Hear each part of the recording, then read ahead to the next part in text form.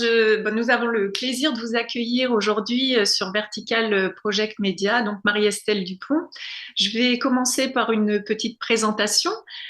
Vous êtes psychologue clinicienne spécialisée en psychopathologie, neuropsychologie, psychosomatique et formée également en psychologie transgénérationnelle.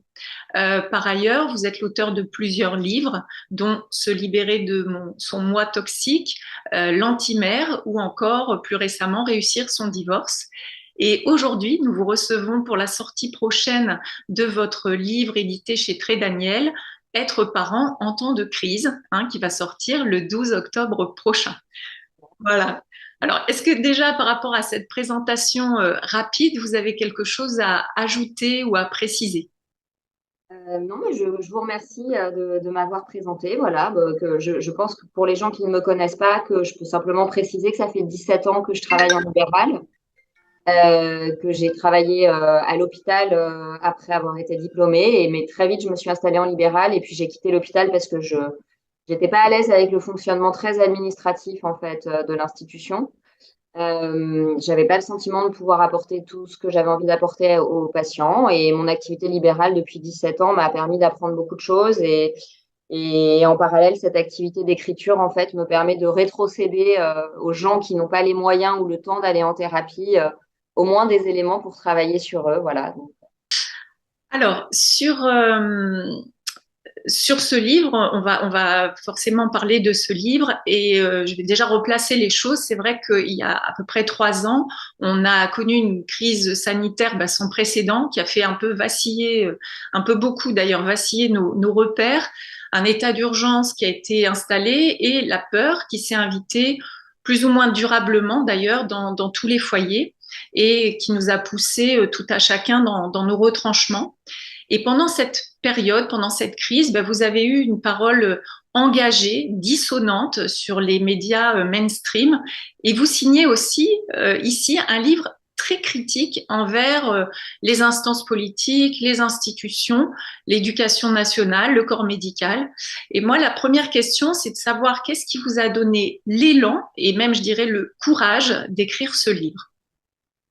Eh bien, en fait, c'est vrai que moi, je me suis retrouvée à partir de mars 2020 à intervenir beaucoup dans les médias. Et donc, j'avais à la fois mon vécu dans mon cabinet d'une population qui était euh, contaminée par la peur, qui était soumise en fait à des changements permanents. Les enseignants avaient des protocoles sanitaires pour les classes qui tombaient tous les dimanches soirs, qui changeaient tout le temps, etc.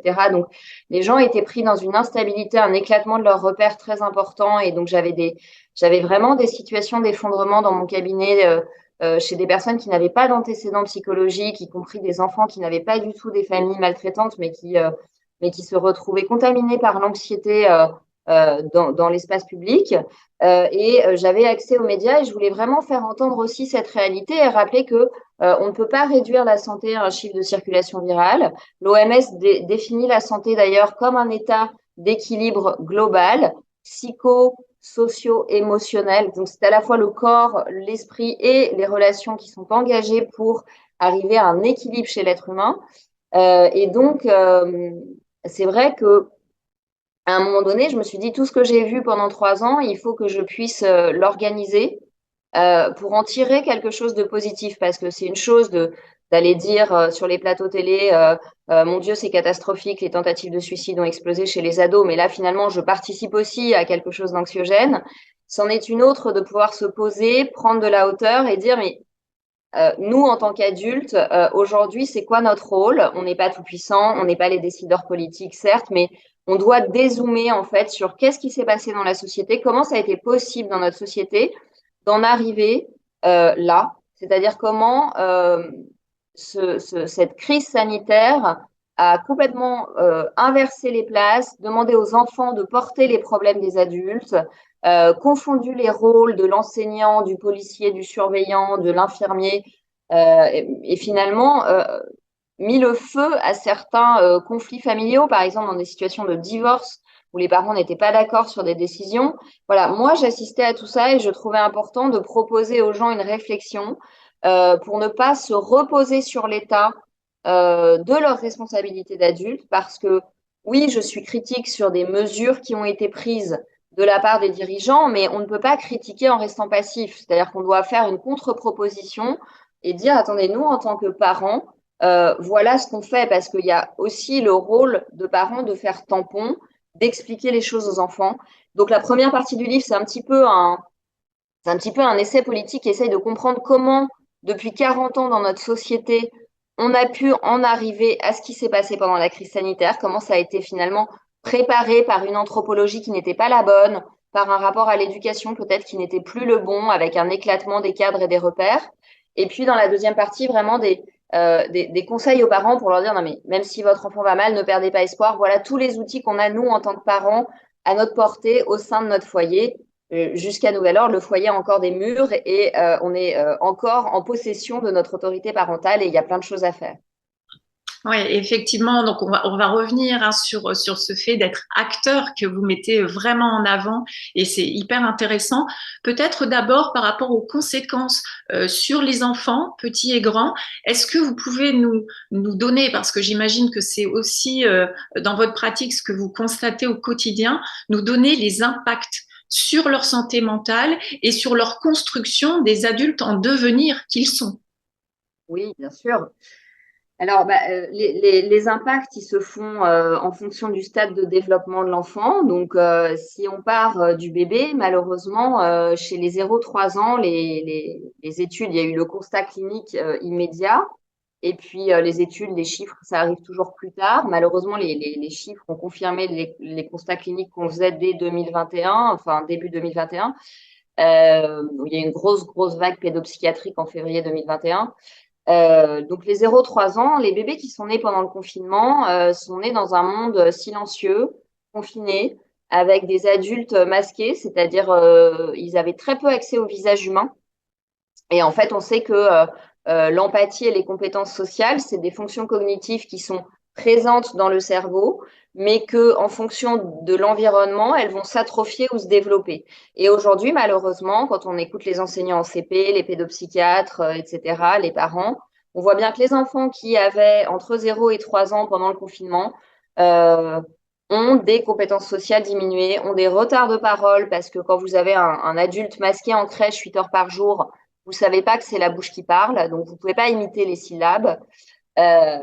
Et ce sont des enfants qui sont plus repliés sur eux-mêmes pour beaucoup, qui ont des difficultés à aller vers l'autre parce qu'ils ne savent pas décoder les émotions, en fait. C'est-à-dire qu'ils ne savent pas sur un visage reconnaître la joie, la peur, la surprise. C'est des choses que le bébé apprend tout petit quand l'adulte met bien son visage en face de lui. Évidemment, avec un masque, bah, ça avait un impact direct sur le développement neurobiologique de ces bébés. D'autant que je recevais beaucoup de parents qui me disaient, mais du coup, je ne sais pas, est-ce que je dois câliner mon bébé? C'est-à-dire qu'en fait, les gestes barrières, etc., avaient instillé le doute sur un rapport très animal et très naturel, qui est que, bien évidemment, que pour la survie, le petit homme a besoin d'être touché, câliné par sa maman. Ça va stimuler ses défenses immunitaires, ça va stimuler son cerveau. Sauf que les mamans avaient peur de contaminer les bébés si elles étaient malades. Et donc, il y avait cette hésitation qui venait dans le lien. Donc, chez les bébés, il y a eu pas mal de dégâts, chez les 0-3 ans. Chez les enfants d'âge scolaire, eh ben, on a assisté à des maux de ventre, à des manifestations anxieuses, émotionnelles très importantes, avec des pleurs avant d'aller à l'école. À partir de 6 ans, ils étaient masqués. Il y avait des enfants qui avaient envie de vomir avec le masque. La peur des représailles, hein, la peur d'être puni par la maîtresse, d'être ostracisé. Il faut quand même se rappeler que dans certains établissements, les enfants avaient des traits à la craie dans la cour. Ils ne devaient pas sortir du trait. Donc, en fait, l'école n'était plus un sanctuaire pour apprendre. L'école devenait un lieu euh, très, comment dire, très coercitif, mais pas dans un sens cadrant, structurant, dans un sens anxiogène, en fait. Donc évidemment des troubles d'apprentissage, hein, parce que pour se concentrer 8 heures avec un masque, c'est quand même un petit peu compliqué. Voilà, des grandes frustrations, un grand épuisement chez les enseignants qui ne se faisaient pas comprendre. Donc évidemment des tensions, donc un climat totalement inapproprié pour apprendre. Euh, et puis des troubles alimentaires qui ont augmenté jusqu'à 700% chez les jeunes filles, même préadolescentes, hein. Les troubles alimentaires ont beaucoup augmenté parce que c'était des enfants qui étaient désynchronisés dans leur rythme. Donc, qui dit pas de sport et pas de lumière extérieure dit aussi une horloge cérébrale qui marche moins bien, donc des troubles du sommeil, donc il y a des règlements de l'appétit. Voilà. Et puis, chez les ados, il y a eu une grosse vague de dépression avec beaucoup de scarification. Quand même, une adolescente sur quatre qui a eu des idées suicidaires ou qui a eu des gestes suicidaires vis-à-vis d'elle-même. Donc, nous, on regardait les passages aux urgences en se disant, mais est-ce que déjà entre 2014 et 2021, les jeunes allaient de plus en plus mal? Est-ce que c'est dans la continuité? Et en fait, non, il y avait vraiment une cassure dans la courbe avec un nombre de passages aux urgences pour gestes auto-agressifs beaucoup plus important. Et puis les étudiants, on a vu 52% des étudiants qui voulaient décrocher, arrêter leurs études, donc c'est-à-dire une perte de libido, une perte d'investissement de la vie, une perte d'intérêt et un grand sentiment. Alors là, moi, j'étais frappée chez les étudiants, un grand sentiment de culpabilité et d'inutilité. C'est-à-dire, en fait, je suis un poids pour le monde. Si je sors, je vais tuer mes grands-parents. On leur parlait tellement de crises à ce moment-là, de toutes les crises écologiques, sanitaires, etc., qu'en fait, ils se culpabilisaient presque d'exister, vous voyez. Et ça, évidemment, à un âge où on construit son identité sociale en dehors du foyer, bah, le fait de les avoir assignés à domicile chez papa et maman derrière un écran et de leur avoir prescrit finalement tout ce qui était contraire à leur développement cognitif et social, bah, ça a fait beaucoup de dégâts parce qu'on a cassé leur dynamique et leur vitalité. Il y en a qui ont rebondi parce que super contexte familial, parce que hyper résilient, parce que hyper solide, parce qu'hyper impliqué dans des activités de groupe après. Et puis il y en a qui n'y arrivent pas. Là, on est en 2023, il y en a plein qu'on récupère pas, quoi. Oui, c'est vrai que le constat, quand on voit un peu toute cette palette de conséquences, ça paraît hallucinant. Et avant d'arriver sur le sujet des parents, des éducateurs que nous sommes, moi, je voudrais quand même revenir sur ce que vous évoquez, la déformation des médecins, le naufrage de l'éducation nationale, un manque de formation sur les besoins physiologiques, neurologiques des enfants qui ont mené et qui ont conduit à toutes ces décisions parfaitement contraires à l'intérêt supérieur des enfants. Et vraiment, ça questionne, c'est comment, au-delà des chiffres, des constats, il n'y a pas une réaction de nos instances, de nos dirigeants, qui va dans le sens quand même de prendre en compte cet intérêt supérieur de l'enfant qui sera l'adulte de demain. Et enfin, qu'est-ce qu'on peut imaginer comme axe pour remédier à ça? Quelles sont les pistes? C'est-à-dire qu'on est dans une bureaucratisation de la vie, en fait, qui rend presque le mot démocratie vide. C'est ce que je dis au début du livre. C'est-à-dire que pour qu'il y ait une démocratie, il faut qu'il y ait un sujet pensant.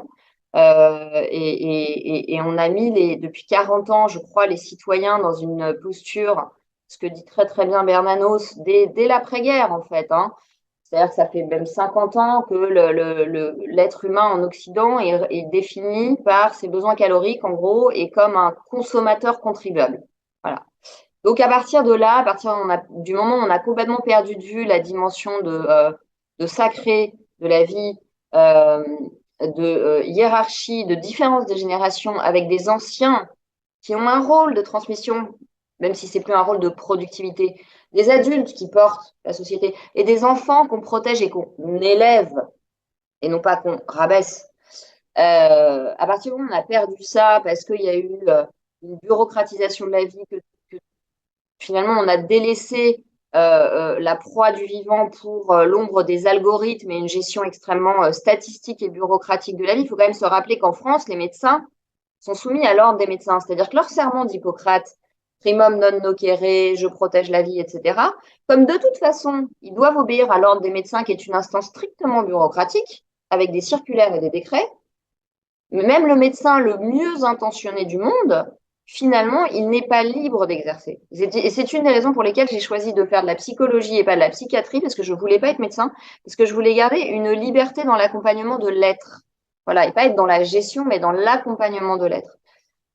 Donc, il y a cette bureaucratisation de la vie qui a beaucoup pesé.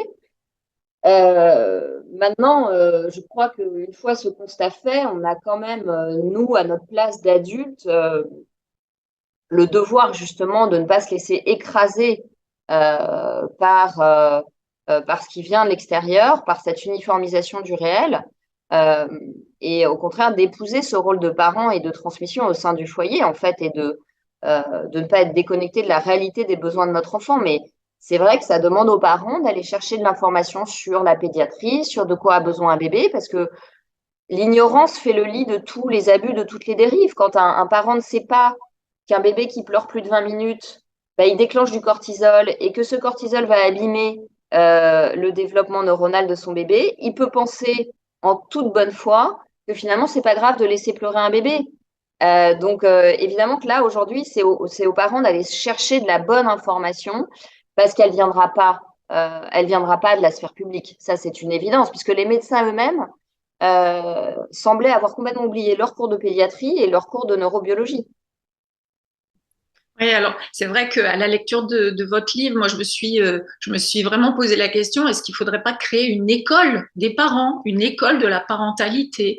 Parce que ce que vous dites, et j'ai vraiment adoré cette phrase, comment on peut, en tant que parent, être pleinement acteur dans notre rôle éducatif, offrir à nos enfants un cadre pour se penser, pour grandir et les aider à devenir des adultes verticaux et conscients alors il y a cette crise, mais plus structurellement, on a quand même une évolution de la société du point de vue des enfants avec le fléau des écrans. Là, les dernières études qui viennent de sortir sont vraiment alarmantes et nous envoient des chiffres hallucinants, notamment sur les tout petits, hein, les enfants de 2 ans. C'est déjà 1 heure d'écran par jour, ça paraît hallucinant.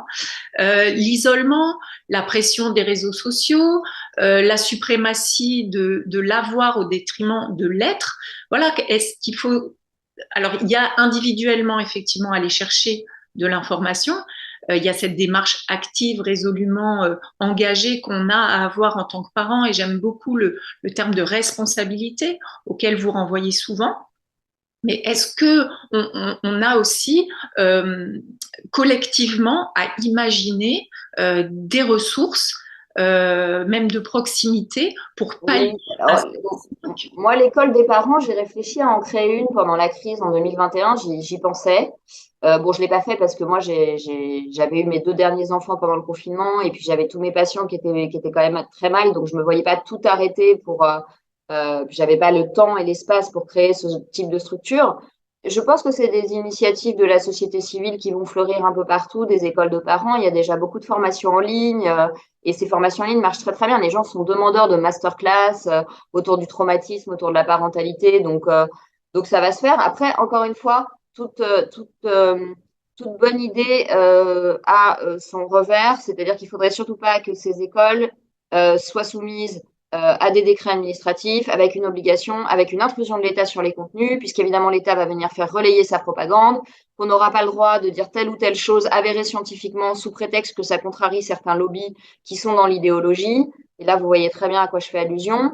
Les initiatives de la société civile sur des petits territoires, c'est très très bien, mais je pense que toutes les initiatives collectives doivent toujours avoir en tête que dès qu'elles deviennent trop grandes, elles ont le risque de faire main basse par l'intrusion étatique et bureaucratique. Et je dis toujours, en plaisantant, mais enfin, je ris jaune quand je dis ça, vous savez, les bébés, ça vote pas.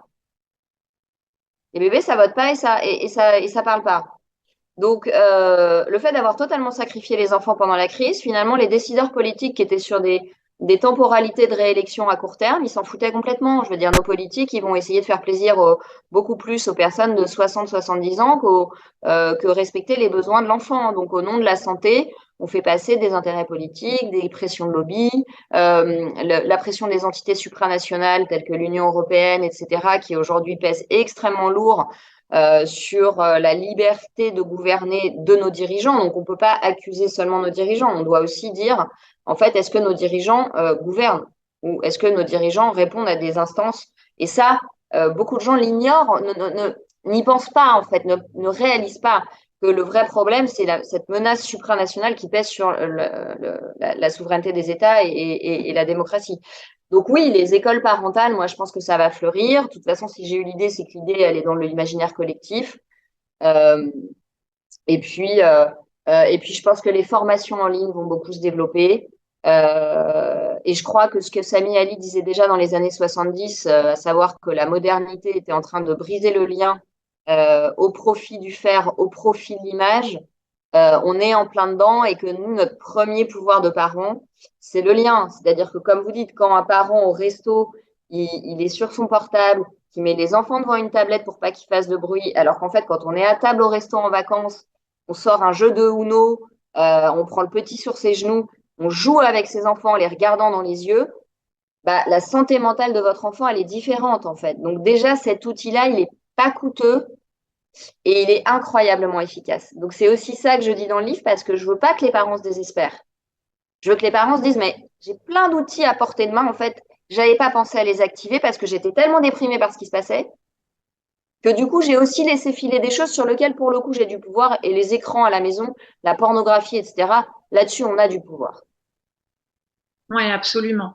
Alors, il y a un autre pan qui m'a intéressé dans votre livre et qui m'a même interpellée en tant que thérapeute, c'est que vous soulignez à plusieurs reprises que pour les parents, il est nécessaire d'avoir travaillé pour eux, enfin sur eux plutôt, pour eux c'est autre chose, mais sur eux, sur leur histoire, leur passé, leur rapport à l'autorité, à leurs réactions aussi émotionnelles, pour pouvoir rester ancrés et conscients. Et moi, la question que j'ai, c'est ça représente combien de parents, ça en pourcentage, ça représente combien quand on sait qu'aujourd'hui, l'accompagnement par un psychologue ou un thérapeute, ça reste encore tabou, qu'il y a une méconnaissance sur les métiers d'accompagnement, la différence entre un psychiatre, un psychologue, un psychothérapeute, il y a peu, enfin, il y a des personnes qui savent, mais ça reste parfois faible. Le coût qui peut aussi être un frein, le niveau social qui est clairement impactant. Donc, comment on peut faire augmenter ce chiffre pour, oui, avoir des parents plus ancrés, plus conscients, plus en responsabilité, plus acteurs, avec tous ces freins que je viens de rapporter. Bah, comment? On va pas rendre l'introspection obligatoire et effectivement, c'est une démarche qui est propre à chacun, mais euh, je pense qu'il y a eu une dérive du développement personnel qui justement est allée à l'encontre de cette vraie démarche d'introspection, où les gens consomment du coach mais n'ont pas véritablement une réflexion sur eux-mêmes. Je crois que l'amour parental est un bon ressort, c'est-à-dire que quand on voit que on a du mal à s'ajuster avec son enfant, et devenir parent, c'est quand même un séisme, c'est-à-dire qu'on se prend dans la figure tous les dossiers qu'on n'a pas réglés. Je crois que les parents qui aiment leur enfant, tôt ou tard, ils vont se poser des questions et ils vont bosser sur eux et ils vont se dire pourquoi je réagis comme ça. Et après, voilà, moi, je peux que dire et répéter que oui, le plus beau cadeau de mariage ou de naissance que vous pouvez faire à votre femme, votre mari ou vos enfants, c'est d'avoir fait 6 mois de thérapie, 6 mois d'analyse pour comprendre d'où vous venez, parce qu'on ne sait pas où on va si on ne sait pas d'où on vient. Mais bon, encore une fois, on ne doit pas basculer dans les défauts qu'on reproche aux autres, à savoir dans quelque chose d'idéologique, de dogmatique. On ne peut pas obliger les gens à avoir une appétence pour leur monde intérieur. C'est vrai que c'est très frappant en Occident à quel point on met tout sur l'extériorité, comme si le psychisme n'existait pas, comme si c'était circulé, il n'y a rien à voir. Euh, et à quel point les gens s'engagent et prennent des décisions dans leur vie sans savoir comment eux, ils fonctionnent. Et ça se voit dans les orientations scolaires. On demande aux enfants de cocher des parcours euh, alors qu'ils ne connaissent pas leur type de personnalité. Donc moi, je dis toujours aux parents, mais déjà, faites un truc tout simple. Si vous n'avez pas le temps et les moyens de l'emmener chez un psy, que vous êtes dans un endroit où il n'y a pas de psy à proximité, vous lui faites passer un MBTI. Globalement, il saura, avec un questionnaire, c'est pas ultra précis, mais déjà globalement, vous serez capable d'objectiver que votre enfant il est introverti ou extraverti, etc. Et donc vous allez arrêter de projeter qu'il doit faire une école de commerce alors qu'il a exactement le profil d'un chercheur. Voilà. Donc le fait de connaître un peu son type de personnalité, évidemment que ça rend beaucoup de services. Mais moi, je suis psy, je suis pas gourou, je peux que témoigner. Je suis pas là pour imposer des choses aux gens, mais je peux que témoigner aussi que ça change la vie et que c'est juste génial de bien se connaître, quoi. Parce qu'on rattrape beaucoup. Ça veut pas dire qu'on fait pas de bêtises, mais on rattrape beaucoup plus vite les mauvais choix. Oui, c'est vrai, bah, je partage complètement cette idée. Et d'ailleurs, bon, pour aller sur le sujet de la spiritualité, hein, qui est omniprésent dans la deuxième partie de votre livre, j'ai envie de citer encore cette phrase. Je vous cite beaucoup parce que vous m'avez énormément inspiré. Être parent est l'aventure initiatique, l'expérience suprême qui nous fait grandir spirituellement. Et vous parlez enfin, vous proposez de nourrir l'âme de nos enfants, alors avec des activités artistiques, de la musique, de la reliance à la nature, la prière, la méditation. Et comment on peut cultiver cette façon d'être au monde, de se relier justement à nous, même sans avoir une approche forcément spirituelle ou aller sur des pratiques méditatives, mais comment on peut retrouver, nourrir ce lien de nous à nous et de nous à l'autre pour être dans la présence et être dans le cœur. Là, vous venez de dire le mot, c'est être dans la présence. Et en fait, c'est votre enfant qui va vous emmener dedans si vous vous contentez d'être présent. C'est-à-dire que être parent, dans parent, il y a parer. C'est-à-dire que parfois, notre rôle de parent, c'est d'être à côté, légèrement derrière, présent, mais sans intervenir. C'est ce que disait le docteur Montessori. Chaque fois qu'on intervient, finalement, on dérange. Alors, attention, ça ne veut pas dire qu'il n'y a pas des règles à poser très strictes, il n'y a pas des cadres à mettre en place, mais une fois que vous avez mis en place ces cadres de sécurité de l'enfant, donc tu ne fais pas ça parce que ça te met en danger ou ça met en danger autrui, etc. Au sein du cadre, le fait d'être présent à ce qui émerge de l'enfant va vous réunir et vous connecter ensemble à quelque chose de spirituel. Parce que les bébés sont connectés. Les bébés, ils sont encore dans les étoiles. Et on le sent, le regard d'un bébé. Moi, je dis toujours, mais le regard d'un bébé, mais c'est le système solaire, en fait. C'est incroyable, les yeux d'un bébé. Et en fait, quand vous commencez à jouer avec l'enfant ou juste à vous poser, à l'observer, sans interrompre son activité, fais plus vite, fais comme ça, dans des moments de jeu, bien évidemment, hein, donc de possibilité d'être de manière désorganisée, pas dans des moments d'apprentissage ou de quelque chose de factuel comme se brosser les dents, hein, un temps pour tout. Votre bébé vous amène quelque chose de son monde intérieur. En fait, il va venir vous présenter, votre enfant, quelque chose. Il va vous dire, tiens, mais maman. Et il va vous poser des questions. Il va vous dire, mais pourquoi le soleil est allé se coucher quand il voit la lune? Et là, il vous parle du monde, il vous parle du cosmos. Euh, Si vous êtes croyant et que vous le faites baptiser et que vous lui parlez de Jésus, il va vous poser des questions. Il va vous dire, mais Jésus, c'est mon papa du ciel? Ou Jésus, c'est mon ami? Donc, en fait, l'enfant, par ces questions, lui, il est dans le monde spirituel. Son âme, elle est pas encore cachée, elle est pas névrosée. L'enfant, il est parfait, enfin, il est sain, quoi. Donc, il faut juste s'autoriser à prendre le temps dans nos vies de choper, de choper ces fulgurances, de choper ces moments où l'enfant, il vient vous chercher là-dessus. Mais votre enfant, il va vous le réclamer, en fait. Alors, si vous, vous êtes très mal à l'aise, que vos parents vous ont toujours mis de côté les discussions intéressantes, bah forcément, vous allez être en difficulté. Mais je crois que nos enfants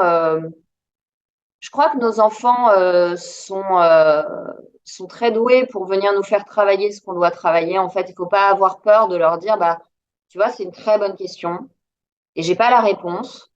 On va la chercher ensemble. On a le droit de dire ça à son enfant, en fait. On n'est pas supposé être omniscient. Et quand on croit qu'on doit être omniscient et avoir réponse à tout, du coup, on leur interdit de nous poser certaines questions parce qu'évidemment, on n'a pas la réponse à tout.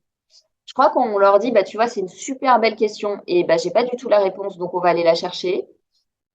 Votre enfance, il vit un moment merveilleux parce qu'il vit il partage quelque chose avec vous et que c'est pas parce que vous savez pas que ça vous intéresse pas et que finalement vous n'êtes pas un Dieu inaccessible. Vous aussi, vous avez vos limites. Donc, je crois que le spirituel, ça passe par des choses extrêmement banales du quotidien, mais que c'est une question de présence, d'être et de pas toujours être dans la productivité, mets ton pantalon plus vite, finis ça, etc. Et juste se créer des moments de rien. Et c'est dans les moments de rien où nos enfants nous apportent quelque chose, en fait. Ouais, c'est très beau, hein, nos enfants, nos guides. Et c'est vrai qu'ils Ouais. sont cette nouvelle génération aussi, hein, qui est très, très connectée, qui arrive déjà avec tellement de savoir. Enfin, c'est impressionnant quand on les écoute, quand on leur laisse la place. Et oui, je suis pleinement d'accord que dans des petits moments, c'est là que se cachent des vrais trésors. des vrais trésors. J'avais une question un peu plus personnelle. Alors, on change un peu de sujet tout en restant dans la spiritualité, mais j'ai écouté votre webinaire avec Jean-Dominique Daniel d'Anthropologie. Michel? Ouais. Et vous avez dit à un moment que vous aviez, dans votre histoire personnelle, frôlé la mort par 2 fois et que ça vous avait amené sur votre lit d'hôpital à méditer et à parler avec votre corps, à dialoguer avec votre corps. Et moi, je m'interrogeais sur votre rapport à la spiritualité dans votre vie au quotidien. Ah, alors oui, effectivement, lors de ma deuxième méningite, j'avais des douleurs qui étaient extrêmement violentes et j'avais un syndrome post-ponction lombaire. Donc pendant plusieurs mois, j'avais du mal à me mettre debout complètement, ce qui était assez invalidant puisque mon fils aîné n'avait que 3 ans. Et en fait, j'avais vraiment fait le choix à ce moment-là de pas. Enfin, je m'étais dit, j'ai pas envie d'être sous médicaments de manière chronique, etc. Donc je vais essayer de soulager aussi mes douleurs par la méditation. Et j'avais vraiment, je m'allongeais et en fait, je demandais, quand j'avais très mal, je demandais à mon corps aussi ce qu'il était en train de me dire derrière la maladie, ce que, voilà, si c'est de relier ces douleurs, de les représenter en les reliant à des émotions, à des représentations. Et ça m'a permis de diminuer, de faire l'expérience qu'effectivement, la méditation a un effet antalgique très important parce que j'arrivais même à comment dire, à désamorcer des débuts de migraine en prenant le temps de méditer, d'avoir ce dialogue en fait et de d'accueillir en fait les émotions qui étaient associées à ces douleurs. Je sais très bien moi dans mon exemple personnel, mais chez d'autres c'est d'autres manifestations somatiques que quand j'ai un début de migraine, il y a une contrariété, il y a un truc qui me prend la tête. Donc je me pose dessus, je fais ok, qu'est-ce qui me prend la tête? Ça n'empêche pas de prendre un café serré et un aspirine, mais ça évite d'être sous tramadol toute sa vie, quoi. Voilà, il y a ça. Mon rapport à la spiritualité, bah, moi, j'ai pas de problème à avoir, j'ai une figure de ma grand-mère qui a toujours été là, qui a été une figure très, très bienveillante petite quand j'étais maltraitée. Elle est morte, mais j'ai toujours la sensation qu'elle est là et chaque fois que j'ai un pépin et que je lui dis, s'il te plaît, tu peux m'aider, j'ai l'impression qu'il y a un petit signe, voilà, qu'elle me fait un petit clin d'œil et qu'elle continue de me transmettre des choses, en fait. Alors parfois, je rêve d'elle, parfois, je ressens son affection près de moi, parfois, je m'assois dans le fauteuil de ma grand-mère et je me mets à sa place et je lui dis, écoute, là, je vais me mettre à ta place parce que j'arrive pas à prendre la décision, donc si tu pouvais m'inspirer, ce serait bien. Euh, voilà, alors ça peut paraître complètement gnangnan à des gens qui sont pas là-dedans, mais moi, ça m'aide et ça fonctionne. J'ai fait des expériences de reliance à un proche qui est mort il y a 5 ans et j'ai vraiment senti dans les semaines qui ont suivi son décès que, il me demandait quelque chose, il me demandait de lui parler, il me demandait de prier pour l'aider à passer dans le monde de la lumière. Après, tout ça, je peux pas vous faire une théorie dessus, je suis pas spécialiste, mais voilà mon vécu. Et sur le plan religieux, mais je distingue la spiritualité et la religion, je suis catholique, j'ai fait baptiser mes enfants. Maintenant, je vais très peu à l'église parce que j'adhère pas du tout à ce que devient l'église et voilà. Mais je prie. Mes enfants adorent chanter le Je vous salue Marie. C'est quelque chose qui nous réunit beaucoup. Ils sont même, enfin les petits qui ont 3 ans, ils adorent chanter le Je vous salue Marie. Pour eux, c'est une berceuse. Euh, et je sens que c'est un moment qui leur apporte un grand calme en fait et une grande reliance à l'idée qu'il y a un monde invisible. Euh, voilà, qui peut les étayer et que leurs questionnements ne sont pas absurdes et qu'il y a autre chose que la matière et la 3D et que l'être humain a une part en fait divine qu'on ignore, qu'on ne connaît pas bien, qu'on ne maîtrise pas, mais qui n'est pas inexistante. Finalement, je leur dis toujours, vous savez, le, le monde invisible, c'est comme le vent. On voit jamais le vent, mais on voit les feuilles bouger dans les arbres. Ben, vous sentirez que vous êtes mieux en vous connectant à votre spiritualité qu'en vous déconnectant de votre spiritualité. Merci de ce partage, c'était très, très émouvant quand vous avez parlé de votre grand-mère et de ce guide quelque part dans l'invisible. Là, vous touchez aux dimensions sacrées, symboliques, universelles, hein, quelle que soit l'étiquette. Et c'est vrai que les religions, avec le côté dogmatique, on n'arrive pas forcément à s'y rattacher, mais sur les valeurs, sur le sens, sur l'universel, je pense qu'on est tous reliés par ces mêmes euh, dimension. Merci, oui, de ce partage. J'ai trouvé ça très, très touchant. Ouais, et ça fait vraiment écho. Et on va, bah, C'est aussi Vous un... voyez, je vais pas du tout à la messe tous les dimanches pour les raisons que je disais, mais j'ai tenu à faire la messe de rentrée avec mes trois fils. Et en fait, ce moment où mes trois fils et moi, on prenait le temps de se poser et d'assister à la messe, même si on trouvait l'homélie complètement nulle, etc. Peu importe, en fait, on était posés dans une reliance au sacré. Et c'était un moment incroyable, en fait. Et quand les petites 3 ans, à la fin de la messe, ont commencé un petit peu à se déconcentrer, et que je leur ai dit, attendez les gars, on va juste dire au revoir à Jésus. Et après, on peut sortir jouer au ballon. Et qu'au fond de l'église, les deux petites 3 ans ont crié dans une joie au revoir Jésus. En fait, ça a fait rire tout le monde. C'était complètement adorable. Et je crois que voilà, je crois que c'est très important dans nos vies qui vont trop vite de continuer à se relier à ça, qu'on soit juif, bouddhiste, chrétien. En fait, à la limite, peu importe le dogme, le fait de faire place au sacré, fait partie de l'équilibre humain global et c'est très, très, très important.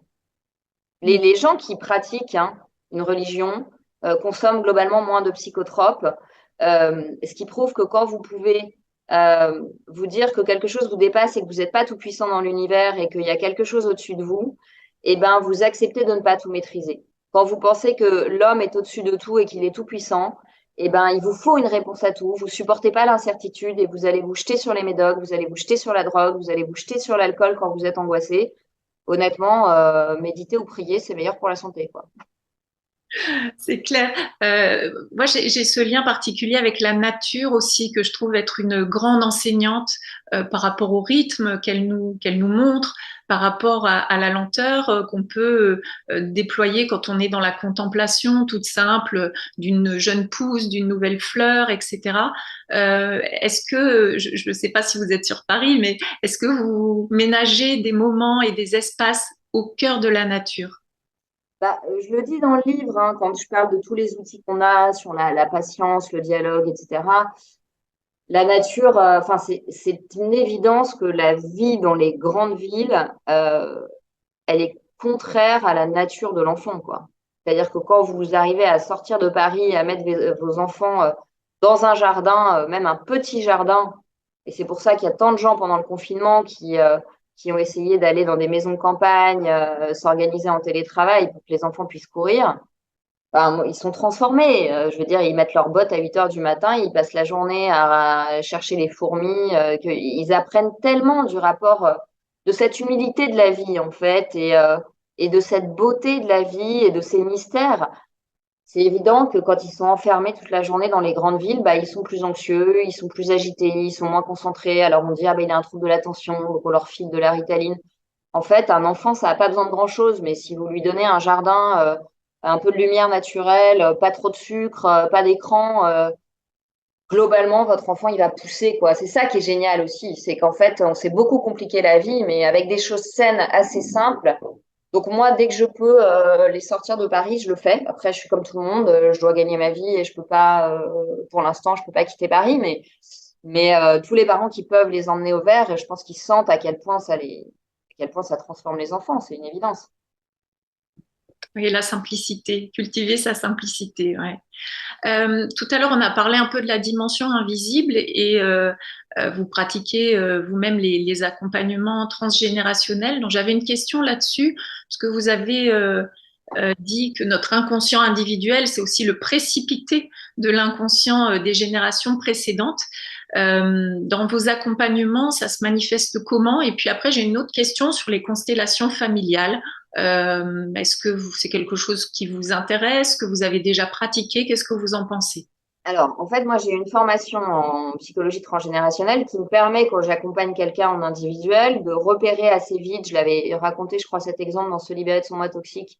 Une patiente qui n'arrivait pas à avoir d'enfant et qui portait le même prénom que sa grand-mère, qui avait vécu un trauma par rapport à sa grossesse, à une époque où les femmes célibataires étaient ostracisées quand elles étaient enceintes, etc. Et quand on a mis le doigt sur ce prénom et la mémoire qu'il portait, ma patiente n'a pas eu besoin de faire de PMA ni de FIV. En fait, elle est tombée enceinte parce qu'elle s'est libérée de la transmission, en fait. Et moi-même, dans mon histoire personnelle, je sens le poids transgénérationnel du prénom que je porte. Donc, il y a des anniversaires, il y a des répétitions dans les prénoms, etc. Et j'ai cette formation qui me permet de les identifier. Maintenant, j'estime que je ne suis pas assez formée pour faire tout l'accompagnement. Donc, quand je sens qu'il y a ces résonances-là, j'ai les moyens de les identifier, de les nommer. Parfois, ça suffit pour lever des choses. Si je sens qu'il y a besoin de plus, j'adresse à un praticien avec qui j'ai fait ma formation, j'oriente, qui lui fait beaucoup d'arbres généalogiques, beaucoup d'accompagnement selon la méthode d'Anne-Ancelin Schutzenberger, vous savez, l'auteur de Aïe mes aïeux. Euh, et là, les gens vont continuer et vont faire leur arbre généalogique là-bas, puis après, ils reviennent en accompagnement individuel. Mais moi, je veux pas être un imposteur. Donc, comme je trouve que j'ai pas assez d'années de formation là-dessus, je repère, je pose les bases et j'oriente pour cette partie-là. Donc, par exemple, je ne fais pas de constellation familiale moi-même. D'accord. Mais c'est un outil qui a été la porte d'entrée à un travail individuel chez moi de certaines personnes qui me disaient, mais en fait, j'ai fait des constellations familiales, ça a été une révélation, j'ai eu des eureka dans tous les sens, j'ai compris plein de choses et donc ça m'a donné envie d'aller creuser avec vous. Mais moi, je pratique pas les constellations familiales, donc je peux pas trop vous répondre là-dessus. Et moi, j'en ai pas fait pour moi. D'accord. Bon, mais c'est intéressant, c'est que déjà on sent que c'est une ouverture possible et que même dans votre pratique, et c'est bien qu'on ait aussi nos champs de compétences voilà déterminés et qu'on n'aille pas jouer les apprentis sorciers sur d'autres choses. Moi, je trouve ça vraiment très Hyper important, bien sûr. Par exemple, j'accompagne pas d'enfants autistes, c'est pas du tout par ostracisation, c'est parce que je pense que c'est des pathologies qui ont fait l'objet de recherches cliniques tellement poussées, tellement précises et spécifiques, avec des prises en charge très particulières, que moi, je serais malhonnête de prétendre pouvoir les accompagner. Je n'ai pas pris le temps de faire cette formation spécifique parce qu'on peut pas se former à tout. Et donc, dans ces cas-là, ce sont des pathologies que j'oriente. Mais je crois que c'est très important en tant que thérapeute de savoir dire, voilà mes limites, ça je peux accompagner, ça je peux pas accompagner. Quand j'étais jeune, je pouvais pas accompagner l'inceste. J'ai beaucoup travaillé la question de l'inceste. Aujourd'hui, j'accueille des victimes d'inceste. Et je le dis toujours aux patients qui sont psy et que je supervise, je leur dis, mais n'ayez pas honte d'avoir des limites. En fait, c'est la base même de votre travail de thérapeute. Et il y a des gens que vous pouvez accompagner, il y a des gens que vous pouvez pas accompagner. Il vaut mieux leur dire que de les envoyer dans le mur, parce que là, on parle pas d'une fuite d'eau, quoi. C'est-à-dire que si on se plante, c'est très, très grave. très. Je vais revenir un tout petit peu sur votre grand-mère parce que j'ai eu l'impression que dans peut-être la petite enfance, l'enfance et même aujourd'hui, alors même qu'elle est plus de ce monde, ça a été un de vos piliers, un de vos tuteurs de résilience. Euh, Comment est-ce que, justement, par rapport à ce phénomène de résilience, vous citez Boris Cyrulnik d'ailleurs dans votre livre, comment est-ce qu'on peut s'appuyer comme ça, que ce soit avec nos constellations, des personnes qui sont en vie, mais aussi d'autres choses, comment on peut s'appuyer pour relever les défis, être plus conscient, se verticaliser? Qu'est-ce que vous en pensez de ce concept? Bah, c'est la question de la figure identificatoire. Moi, j'avais pas du tout. Moi, petite, la spiritualité m'a permis de pas devenir dingue aussi avec une mère qui était très maltraitante, parce que je me disais, je m'étais à distance en me disant, de toute façon, euh, je vais dessiner la maman idéale dans mon cœur dont j'ai besoin. Et je vais aider ma maman qui est pas normale et dans ma tête j'ai ma maman idéale. En fait, j'avais un peu organisé comme ça. C'était un mécanisme de défense pour ne pas m'avouer que ma mère était méchante, pour ne pas m'avouer que ma mère était intentionnellement méchante à mon égard, ce qui était forcément ingérable à 8 ans et que je n'ai pu accepter que beaucoup plus tard grâce à la thérapie, mais en même temps tout en m'inventant un autre modèle. Et évidemment que dans ce modèle, je vois bien comment je faisais quand j'étais petite. Je me faisais un espèce de patchwork. Et dans ma femme idéale, je mettais un petit peu de ma maîtresse de CP que j'avais trouvée extraordinaire. Je mettais un petit peu de ma grand-mère. Et en fait, je m'étais dessiné une image de ce qu'était une femme équilibrée. Et je m'étais dit, moi, je veux être une femme équilibrée plus tard. Je veux pas être célèbre, je veux pas, voilà, je veux être équilibrée. Parce que je crois que j'avais une telle hantise de devenir comme ma mère que du coup, je crois qu'on peut avoir ce mécanisme, et c'est l'ami imaginaire en fait beaucoup d'enfants ont, d'aller se chercher dans son environnement élargi. Ça peut être la mère d'une copine, ça peut être la sœur d'une copine, ça peut être une maîtresse d'école, d'aller se chercher des figures identificatoires du même sexe qui nous inspirent en fait. Et ma grand-mère, Ma grand-mère, en fait, ma grand-mère, c'était l'amour. En fait, c'était l'amour incarné, cette femme. Cette femme avait tout pigé, mais elle avait une telle dignité qu'elle n'aurait pas fait de scandale. Elle disait les choses de manière discrète. Mais elle était la seule à avoir compris qui était ma mère. Elle avait compris. Et dans le livre L'Antimère, j'écris, je n'avais pas compris qu'elle avait tout compris. Donc, elle va essayer de protéger sa petite fille tout en ayant conscience, et ça lui crève le cœur, que elle est très limitée dans son action parce que bah, c'est mon père qui décide, in fine, si ma mère peut ou pas me faire du mal et qu'elle voit que son fils ne me protège pas. Mais chaque fois que je vais chez elle, cette femme, elle est amour. C'est-à-dire que elle est dans le lien, elle est dans le partage. Quand elle devient aveugle, c'est moi qui lui fais la lecture. Donc elle m'a montré ce que c'était que l'accueil, elle m'a montré ce que c'était que des bras ouverts, elle m'a montré ce que c'était qu'une figure maternelle qui a toujours de la place pour celui ou celle de la famille qui va mal.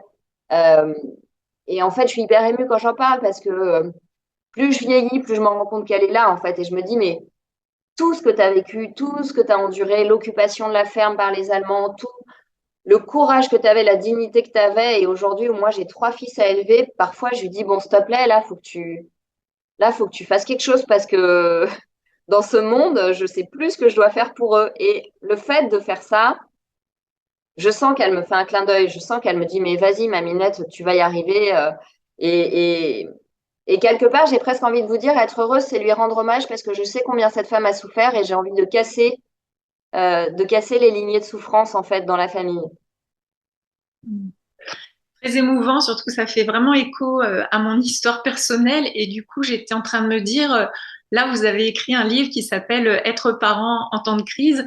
Et peut-être qu'on pourrait donner cette place aussi aux grands-parents qui jouent un autre rôle, qui ne sont pas dans un rôle éducatif ou qui ne devraient pas l'être en tout cas, mais qui sont des vrais appuis quand les parents sont dans la défaillance.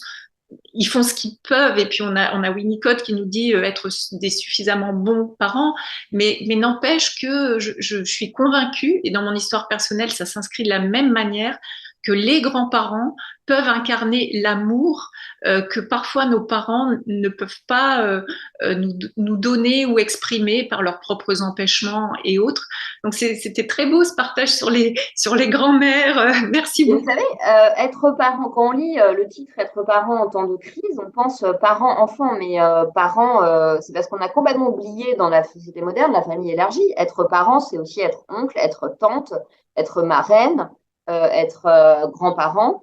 Et moi, j'ai été frappée pendant la crise du nombre de messages que j'ai reçus de grands-parents qui me disait, écoutez, je suis super inquiète parce que mon gendre et ma fille sont médecins et donc ils sont la tête sur le guidon et comme ils voient que des gens à l'hôpital, ils ont peur, donc du coup ils sont à fond sur les décisions, mais ils voient pas que ma petite fille qui est adolescente ne veut plus sortir de sa chambre, que elle est complètement déprimée. Qu'est-ce que je dois faire en tant que grand-mère? Et en fait, j'ai été frappée du nombre de grands-parents pendant la crise qui disaient, mais en fait, moi, je m'en fous, moi, d'être privée de ma liberté, mais que mes petits-enfants qui ont 20 ans, alors que quand j'avais 20 ans, c'était la fête et je sortais et je révisais mes examens dans des cafés en fumant des cigarettes et que eux, ils soient coincés chez eux à se déprimer. Il y avait vraiment des grands-parents que ça a révolté. Je veux dire, certains ont beaucoup alimenté la fracture transgénérationnelle en disant oui, les méchants boomers qui ont été égoïstes vis-à-vis des jeunes, mais moi, j'ai eu aussi le retour exactement inverse de grands-parents qui me disaient, mais non, mais là, mes enfants ont 40 ans, ils n'arrivent plus à gérer. Et moi, en tant que grand-parent, je veux leur venir en aide et surtout, je veux venir en aide à mes petits-enfants, en fait, qui ne peuvent pas construire leur futur adulte là-dedans, dans ce contexte, en fait. Donc, qu'est-ce que je dois faire? Et oui, ils ont un rôle de transmission parce qu'ils sont plus dans l'urgence de l'éducation, de remplir le frigo, de vérifier les devoirs, de faire le flic. Moi, je trouve que les anciens ont un rôle de transmission euh, mais bon, comme on est dans une anthropologie de la productivité et du chiffre, on voit plus du tout cette valeur du vivant et justement, mais que c'est génial d'être face à quelqu'un qui est entre guillemets inutile au sens de la productivité, de la rentabilité, parce que cette personne, elle a tout son temps pour le lien. Et dans les situations de divorce que je reçois en consultation, je dis aux parents, c'est normal que vous soyez en PLS, appuyez-vous sur les grands-parents, que votre petite, elle aille passer le mercredi chez sa grand-mère, au moins elle ne sera pas collée à votre anxiété Et vous pourrez aller faire votre rendez-vous chez l'avocat, vous énerver avec votre meilleur ami sur votre ex-conjoint, mais votre petite, elle sera dans du bon et sa grand-mère fera des choses avec elle qui correspondent à ce dont elle a besoin maintenant. Oui, c'est vraiment, on a tous notre rôle à jouer, notre pierre à apporter à l'édifice pour construire ensemble euh, cette société dont on rêve, en fait, tous, je pense. Cette matrice énergétique. Je crois que l'enfant a besoin de trouver sa matrice énergétique dans la famille et que la famille, c'est pas que le père ou la mère ou juste l'un des deux dans les familles monoparentales. C'est ce maillage émotionnel, en fait, qui va être la matrice énergétique de l'enfant. Et moi, bon, dans la mesure où, évidemment, bah, mes enfants, du coup, n'ont pas de grand-mère maternelle, je sais que l'énergie des marraines, des parrains, c'est du soleil que je peux mettre sur leur chemin parce que moi, je ne serai jamais toute puissante en tant que maman et je ne veux pas l'être d'ailleurs. Alors Marie-Estelle, c'est vraiment passionnant et moi je resterai bien encore des heures à échanger avec vous. Mais on arrive à la fin de cette interview et j'ai envie de rester. Hier soir, j'étais à une conférence de Ticket for Change et le mot d'ordre, c'était l'optimisme. Et je pense que c'est aussi ce que vous véhiculez.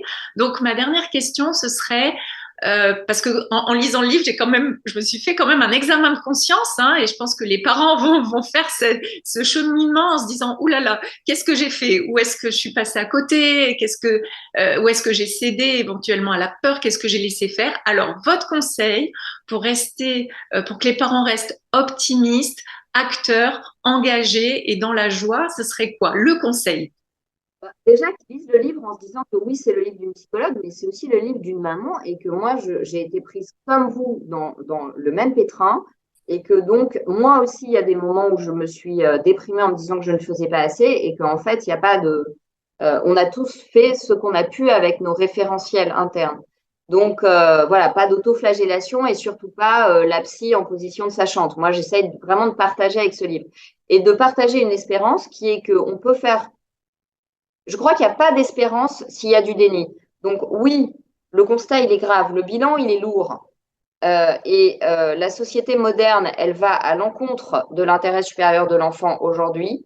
Mais l'espérance, c'est que nous, si on réinvestit ce lien qui est gratuit, qui ne coûte pas d'argent, qui ne demande pas d'avoir un haut niveau d'études, et qui est simplement d'être présent à son enfant et de se demander à chaque instant qu'est-ce que cette situation me fait et qu'est-ce que je veux montrer à mon enfant comme réaction.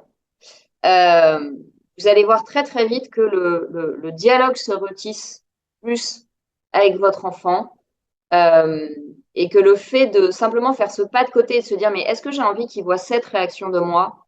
Qu'est-ce que j'ai envie de lui offrir?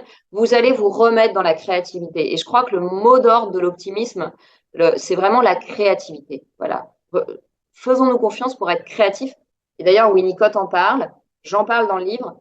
Cette créativité, c'est pas peindre des tableaux exceptionnels. La créativité, c'est on peut faire des œufs au plat en étant dans la banalité et la routine, et on peut faire des œufs au plat en étant créatif. Vous voyez? C'est-à-dire que on va parler à notre enfant, à notre bébé, on va lui expliquer que pour faire des œufs au plat, on prend la poêle et votre bébé, il est dans le lien et il est heureux d'être dans le lien. Euh, et c'est des choses toutes simples et c'est vraiment ça que j'essaye de transmettre dans le livre, en fait. Parce que je crois qu'aujourd'hui, on se complique beaucoup la vie dans une société technologisée, mais qu'en fait, on a des outils à portée de main qu'on peut saisir immédiatement. Et faites-vous des câlins. Voilà, faites-vous des câlins avec vos enfants parce que plus un enfant reçoit de bonne tendresse, plus cet enfant sera immunisé contre l'emprise, contre la manipulation, contre la dépression et aussi contre les violences sexuelles. Ça, c'est un message que je veux répéter aux parents. Des virus, il y en a tous les hivers, mais faire des câlins à ses enfants, ça les protège de beaucoup de choses. Eh bien, merci. Donc, on va rester sur ces beaux mots de tendresse, de douceur, de câlin et de créativité. C'était ultra nourrissant. Un infini merci pour ce partage, Marie-Estelle. Merci à vous. Donc, sorti le 12 octobre de ce livre, Être parent en temps de crise, édition Très Daniel. On aura plaisir à vous retrouver peut-être dans une prochaine interview, en tout cas avec grande joie. Merci encore et puis à très bientôt. Merci Stéphanie, à bientôt.